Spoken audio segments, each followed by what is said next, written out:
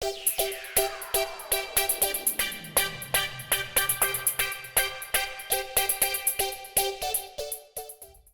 a user who was offboarded several months ago, and we realized we need access to an email chain that they had with one of our customers. How do we go about getting back that email? Sure. Yes, that's a great question. So couple of things here, couple of use cases that we need to explore. The first one is if the user is deleted, then we have no way of getting that mail and drive data back, in all honesty. The second way is if the user still exists, but you can see here, Aaron, he's archived. If we actually try to log in as Aaron, because the account's in an archive state, Google's presenting us a message saying Aaron can't actually access this account, or anybody who logs in as Aaron. So we're going to have to convert that back to a live license.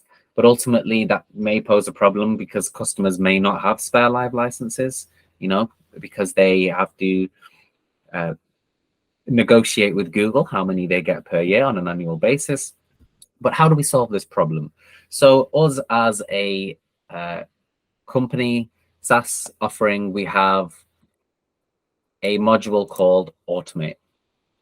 And we also have a module called Archive, which sits on top of Automate. So every time users leave, then what we can do is back up that data just for the leaver, right? And the idea is that data will then get stored in cloud storage. So as you can see here on the left side of the screen, the way we can solve that problem is even if the account's deleted, we can click Archive, click Restore. This will load up everybody who's left the organization. Even if the account's deleted, remember, we can still access all their mail and their drive and filter accordingly without ever having to pay for that Google Workspace license. So in a scenario where a user has left, maybe their account's deleted, maybe they're in an archive state, instead of going and jumping through hoops to actually obtain and download that file, we can bypass all of that and we can simply filter based on what we need. For mail, on a date range, we can then filter based on whether it has an attachment, which may be useful for contracts, for example. And for Drive, you can see we retain the exact same folder structure. And we can even click into a specific file and see exactly who that's been shared with as well, which is always useful.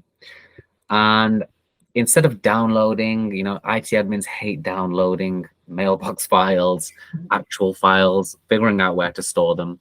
We can actually click Restore, type in an active Google account in the domain, and then without ever having to download that file or that mail, we can inject that straight back into the Google Workspace. So if I was to switch perspective now, you can see for mail, this is exactly what it'll look like for the person who's actually requested that mail.